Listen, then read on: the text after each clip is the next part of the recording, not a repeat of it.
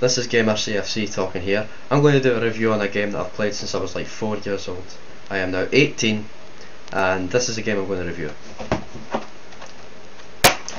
This is Flashback for the Sega Genesis / Mega Drive. Right? Now over in America it's called Flashback: The Quest for Identity, and it's just called Flashback over here. So I'll make this quite quick. I'm going to show you the video now. Now if you don't understand a word I'm saying, leave a comment and I'll improve on the next video. And if need be, I'll redo a review on this game. But right now I'm just going to try this now, and it's my first review, so go easy. So this is Flashback here. Well, before I can get right into this thing, I'm going to make it quite brief. The game was made by Delpine Software International, and also it was created by US Gold. Delpine Software International was a French developer, and I don't think they exist anymore. I don't know about US Gold though. I need to look back on that. Well, the game is quite simple. The main menu is really easy user interface, right? It's got start, password, options, and demo.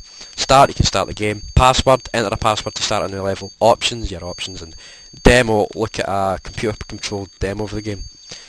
Anyway, the game starts where you're this man called Conrad, and in pursuit he loses his memory after a crash landing, and the game kicks off where you've got to drop down to a certain place and collect your holocube.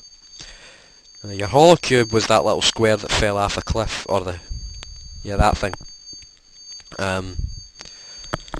What's unique about this game is the fact that you can interact with environment in the game. You can jump over hills. Oh, and this is the first enemy here. It's just a basic robot. If you don't like too much enemies in the game, you can always play the game in easy mode. I play it in normal mode just to give you the basics of what's actually in the game. That's why normal mode is simple enough. You can interact with stuff. You can roll, jump on ledges, climb, drop, shoot. You can do loads of stuff. You can walk as well, and you can crouch with your gun. You can watch this now. This is quite hard. You can run and aim your gun as soon as you drop on the ground. The enemies are quite simple in the sense that they only take minimum 1 hit to kill, maximum 5 or something, I'd say. But the first level won't give you 5 kills to defeat an enemy unless you try and play the game on hard mode. I didn't really play the game on hard mode because I've always played it on normal, because maybe I might start playing it on hard mode since I think I deserve a challenge now since I've played it for so long. You're talking 10 years, maybe 12. The game is set in a futuristic environment. It's set in the year 2142, the game's set in. Now, this game is not the only game with that year set in it. You've had games like Battlefield and other stuff as well, which is it's a very popular futuristic year for video games and others alike. These enemies are similar to the protagonist of the game, the character you play, in a sense that they can do similar gun shooting styles. They can run, jump, roll, do the same things as you. Another way of re-healing yourself is by use of recharging a battery. Now, the batteries you own in the game are your life source.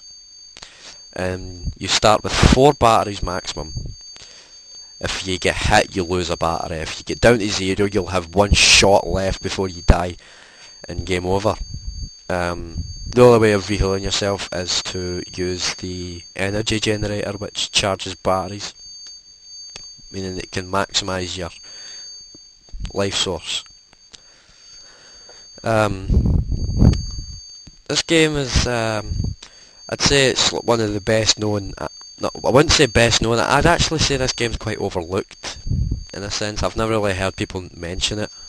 I only know about it since it was my first ever game for the Sega. Another thing, if you knock them guys in the purple suits in the ground, they will fall. Another thing is the mines. As you've seen there, I get knocked down by a mine. Now, Another good thing about this game is the ability to interact with characters. You can interact with any civilian in the game, and whatever you say to them, they will answer back. Even if it is a good morning, they'll say good morning back to you. Simple. You will also need to sometimes interact with other characters in order to progress through the game and get answers to puzzles in order to continue through the game. Now this level, the second level, is like one of the longest running levels in the whole game. The fact that you have to use computers to get to different objectives, and it takes a real long while to do since the level's so long. You can also sidestep with a gun, and you can also use a force field, which I've not really got. Well, I have got, but I never really got to use for this review. You can climb up the edges, which is really good as well. What else? Well, I'd only say one thing. If you ever have an emulator, this game is really worth a pickup. If you ever own a Sega Mega Drive. Now, can I just pause this because the phone's ringing? Okay, I'm back. Never mind the phone thing. Just don't mind that.